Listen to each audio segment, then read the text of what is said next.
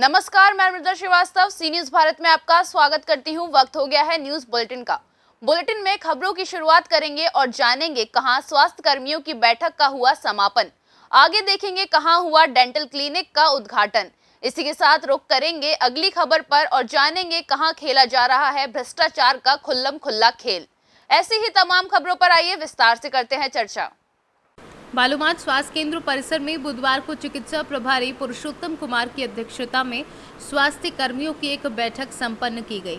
बैठक में सर्वप्रथम जिले से आए अधिकारी ने बारी बारी से संबंधित स्वास्थ्य कर्मियों से गर्भवती माता के स्वास्थ्य संबंधी जानकारी प्राप्त की, बच्चों को पड़ने वाले लक्ष्य के अनुरूप वैक्सीनेशन के बारे में जानकारी प्राप्त की, गर्भवती महिलाएं कैसे पूर्ण रूप से स्वस्थ रहें इसके बारे में चिकित्सकों द्वारा स्वास्थ्य कर्मियों को जानकारी दी गई कि हम छोटे छोटे चीज़ों से बचकर कैसे गर्भवती माता को स्वस्थ रख सकते हैं और क्षेत्रों में जाकर गर्भवती माताओं को इसके बारे में जानकारी देने की बात कही गई, जिसके बाद जिले के अधिकारी और चिकित्सा प्रभारी के द्वारा कई ज़रूरी दिशा निर्देश दिए गए। झारखंड से सी न्यूज संवाददाता मोहम्मद अरबाज की रिपोर्ट। श्री रामलीला समिति जुन्नारदेव द्वारा सन 1927 से निरंतर चल रही रामलीला का आज दूसरा दिन में श्री राम जन्म मुनि आगमन ताड़का वधु सुभा वधु का लीला दिखाई गई। वहीं भगवान श्री रामचंद्र जी का जन्मोत्सव बड़े ही धूमधाम से मनाया गया। भगवान रामचंद्र जी का जन्मदिन मनाने के लिए दूर दूर से श्रद्धालु यहां पर आते हैं एवं अपनी मनोकामनाएं पूर्ण करते हैं। ये लीला के पात्र स्थानीय कलाकारों द्वारा प्रस्तुत किया गया। जुन्नारदेव की समस्त जनता रामलीला देखने के लिए भारी संख्या में महिला एवं पुरुष आए। जुन्नारदेव से कैमरा पर्सन सानू के साथ वीरेंद्र अग्रवाल की रिपोर्ट।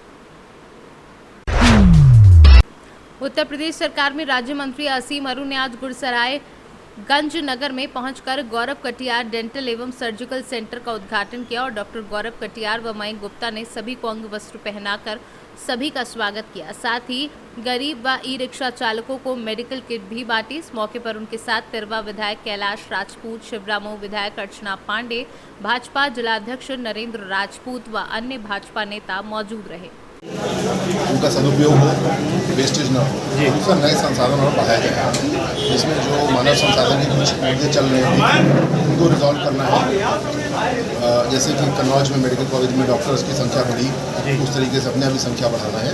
और साथ साथ जो नए स्वीकृतियाँ हैं, सरकार बहुत सारा इन्वेस्टमेंट कर रही है हेल्थ सेक्टर में, वो हम लोग को नई स्वीकृतियाँ, बाकी डिटेल मैं आपको दे सकता हूँ कि किस तरीके से हम लोग इसको नहीं, हम ये मांग, मेरी नगर के लोगों की मांग है, मतलब नगर की मांग मेरी नहीं है कि जैसे ये आपका PSC है एकदम धस पड़ा है कतई, आप चाहे तो 5 मिनट के लिए अपडेट कर सकते हैं। ठीक है, ये बगल में है बिल्कुल ठीक है। दूसरी जो आपकी जो क्या नाम जो है CSC है, उसमें भी स्वास्थ्य सेवाएं बिल्कुल अच्छी है, तो इसमें आप अपडेट करवा दीजिए। ट्रामा सेंटर बहुत पुरानी मांग चल रही है हम लोगों की, बहुत ज़्यादा, लेकिन अब तक कुछ नहीं हुआ।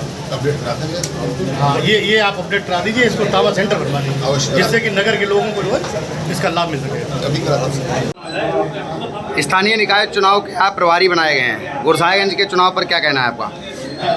चूँकि नगर निकाय चुनाव के गुरसाईगंज संयोजक कुछ समय पहले तक थे, अब पार्टी ने बड़ा दायित्व देते हुए जिले के नगर संयोजक का पूरे कन्नौज जनपद के नगर निकाय संयोजक बना दिया है। प्रयास रहेगा हमारा उम्मीदवार जिताऊ हो, ईमानदार, कर्मठ, जो समाज के लिए कुछ कर सके, ऐसा प्रत्याशी हमारा उद्देश्य, हमारी पार्टी का यह उद्देश्य होगा। अभी कुछ क्लियर नहीं है? हाँ, अभी कुछ नहीं है। हमारे यहाँ भारतीय जनता पार्टी में नेताओं की तो कमी है नहीं, उसमें जो बिल्कुल बढ़िया नीट एंड क्लीन निकलेगा उसको टिकट दिया जाएगा और उसको लड़ाया जाएगा। कन्नौज से सी न्यूज संवाददाता अंशु पंडित की रिपोर्ट। महाराजगंज तहसील क्षेत्र गांव में भ्रष्टाचार की जड़ें जोरों पर अपना पैर पसारने लगी हैं। विकास विभाग के हर विभागों में भ्रष्टाचार एक छोटी मोटी बात हो गई है। क्या जिम्मेदार अधिकारी जानकर अनजान बनते हैं? ब्लॉक में बैठे साहब लोगों की भ्रष्टाचारियों के ऊपर छत्र छाया ऐसी बनी है कि शिकायत के बावजूद भ्रष्टाचारियों का कोई भी बाल बाका नहीं कर पाता। ऐसे में एक ऐसा प्रधान जो सफलतापूर्वक भ्रष्टाचार को अंजाम दे रहे हैं। मामला सामने आया महाराजगंज विकासखंड के ओथी गांव में, जहां खुलेआम पीली ईंटों व घटिया मटेरियल से नाली का निर्माण कराया जा रहा है, जहां ग्राम प्रधान बिना डर के खुलेआम सफलतापूर्वक पीले ईंटों से नाली के निर्माण को अंजाम दे रहे हैं। रायबरेली से सीनू संवाददाता इंद्रेश की रिपोर्ट। समाजवादी पार्टी के वरिष्ठ नेता आजम खान और उनके विधायक बेटे अब्दुल्ला आजम खान के लापता और फरार होने को लेकर मीडिया में चली खबरों पर अब पुलिस ने यू टर्न ले लिया है। आजम खान की पत्नी और राज्यसभा सांसद के आजम खान को लेकर दिए गए बयान के बाद अब पुलिस मान रही है कि आजम खान फरार नहीं है और दिल्ली के गंगाराम अस्पताल में उनका इलाज चल रहा है। साथ ही पुलिस अधीक्षक अब आजम खान और उनके बेटे अब्दुल्ला आजम खान की सुरक्षा भी तैनात पुलिसकर्मियों को भी दोबारा भेजने की बात कर रहे हैं। नहीं, बिल्कुल गलत बात है। कोई लुकआउट नहीं जारी है, न वो फरार हैं। अभी लेटेस्ट आज ही मैडम का बयान आया था कि गंगाराम में भर्ती हैं, उनका स्वास्थ्य खराब है। माननीय न्यायालय में प्रक्रिया चल रही है। हाँ, इतना ज़रूर है कि उनका केस जो है वो लगा हुआ है 313, मतलब उनको अंतिम सफाई देनी है उस केस में। तो 17 तारीख को केस लगा था, तो महोदय नहीं आए, ये जवाब आया कि उनका ऑपरेशन हुआ है। ठीक है, कोर्ट ने, न्यायालय ने लगा दिया 18 तारीख। 18 को जवाब आया कि सर्जरी हुई है, भी रेस्ट कर रहे हैं हम। फिर हमारा न्यायालय बहुत लिबरल है, बहुत आइडियल है, उन्होंने फिर मौका दिया। ठीक है, 21 लगा दिया। 21 तारीख को उन्होंने बताया कि मेरा अधिवक्ता जो है वो किसी अन्य मुलजिम जो जिसको पुलिस ने कस्टडी में लिया हुआ है रिमांड पे, उसमें लगा हुआ है। तो ख़राब लगा। भाई आपके पास 1 दर्जन अधिवक्ता आते हैं, समर्थवान आदमी हो आप, माननीय सुप्रीम कोर्ट तक से अधिवक्तागण यहाँ पे आते, किसी को लगा देते, तो बहानेबाजी लगी उन्होंने। और दूसरी बात, फिर हम लोगों ने ये विरोध किया कि प्रोसिक्यूशन ने ये विरोध किया कि जब हमारे पास आईएम जैसी संस्था है तो प्राइवेट में क्यों कराएं इलाज। तो उस पर न्यायालय सहमत था। उन्होंने कमेटी बना दी न्यायालय ने कि सीएमओ इसकी जांच करें कि ये वास्तविकता है बीमारी या गलत है, और इसका जो कहाँ पे हैं वो आदरणीय बोला और ये आजम खान साहब ये आपके अधिवक्ता बताएंगे। तो वो ठीक है, जिम्मेदारी तय हो गई। सीएमओ की टीम बन गई, सीएमओ ने उनसे पूछा और 23 को रिपोर्ट दी, ये भी कोर्ट ने लिख दिया। तो उन्होंने 22 को पूछा कि भाई कहाँ चलें, हम कहाँ जाएँ। तो उन्होंने कहा मुझे कुछ पता ही नहीं है, मुझे एड्रेस ही नहीं मालूम है। उनके वकील ने ये कह दिया। तो फिर जो है रिपोर्ट नहीं सबमिट हो पाई। फिर 23 को वो बताते हैं कि वो अस्पताल में भर्ती हैं।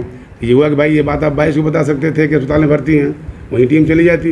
ये तो गलत बात है, कोर्ट का टाइम ज़ाया हो रहा है। कोर्ट काफ़ी अनवाइड थी। तो उन्होंने कहा कि वो भर्ती है न्यायालय में। तो उन्होंने कहा नहीं, कोई बात नहीं है, उनके पास भर्ती हैं, अस्वस्थ हैं, 2 ऑप्शन हैं। ये माननीय सुप्रीम कोर्ट द्वारा डिसाइडेड है और कुछ गाइडलाइन बनी है स्टेट गवर्नमेंट की, जिसको हाई कोर्ट ने अप्रूव भी किया है कि उनके पास 2 ऑप्शन हैं। एक तो थ्रो वीडियो कॉन्फ्रेंसिंग वो अपना पक्ष रख दे, या थ्रो एफिडेविट, थ्रो एडवोकेट अपना पक्ष रख दे, बात खत्म हो जाए। तो उनको 2 ऑप्शन दिया गया और 24 को ये आप दोनों ऑप्शन एक्सेप्ट करें और बताएं किस पे वो जाना चाहते हैं। 24 को फिर उनका आ गया स्थगन आ गया। फिर ये गवाह लाइए, वो गवाह लाइए। तो फिर कोर्ट बहुत ही नाराज़ हुई। उन्होंने कहा कि नहीं, ये बिल्कुल गलत बात है, हम इसको फाइनली सुनेंगे। अब आप ये बता दो कि वो बयान देना चाहते हैं कि नहीं। ये कोर्ट ने ऑर्डर किया है कि इच्छुक है कि नहीं। आखिर कोर्ट की भी अपनी एक लिमिट है ना बर्दाश्त करने की। तो उन्होंने फिर आज की डेट लगाया हुआ है। रामपुर से सी न्यूज़ संवाददाता साजिद खान की रिपोर्ट। बेमेतरा जिले के देवभूमि देवर बीजा में संचालित स्वामी आत्मानंद हिंदी मीडियम कुमारी देवी चौबे शासकीय उच्चतर माध्यमिक विद्यालय में विगत दिनों से कुछ न कुछ देखने और सुनने को मिलता है। भगवान ही मालिक है, ऐसी ही मामला एक परीक्षा का है, जहां देवर बीजा हाई स्कूल में बच्चों से ब्लैक बोर्ड में प्रश्न लिखवाया जा रहा है एवं घर से उत्तर पुस्तिका मंगाई गई। डीओ के आदेशों की धज्जियां उड़ाई गई हैं। बता दें कि राज्य शैक्षिक अनुसंधान और प्रशिक्षण परिषद छत्तीसगढ़ शंकर नगर रायपुर द्वारा कक्षा 1 से 8वीं तक तथा माध्यमिक शिक्षा मंडलपुर रायपुर द्वारा कक्षा 9वीं से 12वीं तक का त्रैमासिक प्रश्न पत्र एवं समय सारणी प्राप्त निर्देश अनुसार निरस्त की गई। बेमेतरा डीओ के आदेश में निर्देशित किया गया है कि त्रैमासिक परीक्षा 2022 कक्षा 1 से 12वीं तक के प्रश्न पत्र एवं समय सारणी स्कूल स्तर पर ही तैयार करें तथा 10 अक्टूबर 2022 तक परीक्षा अनिवार्य रूप से पूर्ण कर लें। प्राथमिक एवं पूर्व माध्यमिक शाला की परीक्षा हेतु प्रश्न पत्र ब्लैक बोर्ड में लिखा कर लिया जाएगा तथा उत्तर पुस्तिका के लिए विद्यार्थी स्वयं अपनी कॉपी का प्रयोग करेंगे एवं स्कूल के शिक्षक कॉपी जांच कर विद्यार्थी को देंगे।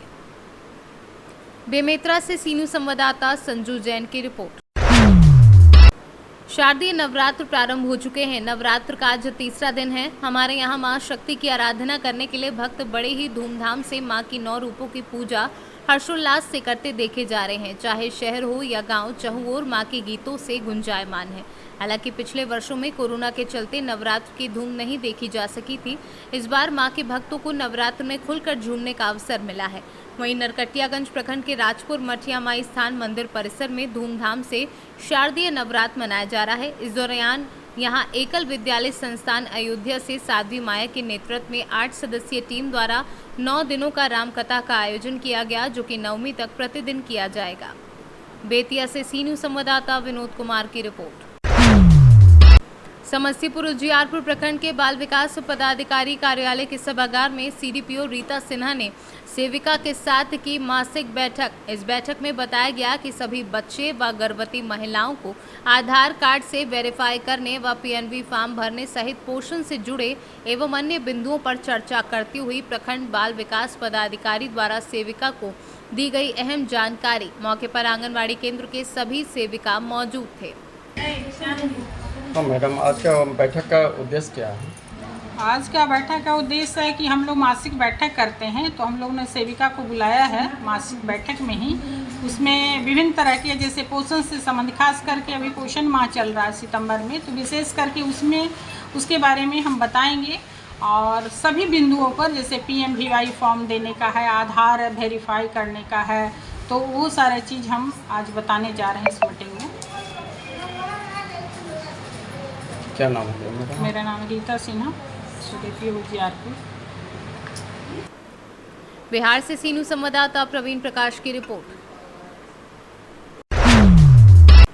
चौपारण प्रखंड के चौरदाहा पंचायत के विभिन्न गांव टोलों में स्थानीय मुखिया अर्चना हेमरौन, भाजपा नेता सह ओबीसी अध्यक्ष राजकुमार यादव ग्रामीणों के साथ पीएम मोदी के स्वच्छता संकल्प को लेकर स्वच्छता पखवाड़े के तहत स्वच्छता जागरूकता अभियान चलाया। 14 सितंबर को प्रारंभ अभियान को 28 सितंबर को पंचायत भवन में संपन्न हुई। 2 अक्टूबर गांधी जयंती के मौके पर स्वच्छता सभा कर ग्रामीणों को स्वच्छता शपथ दिलाई जाएगी।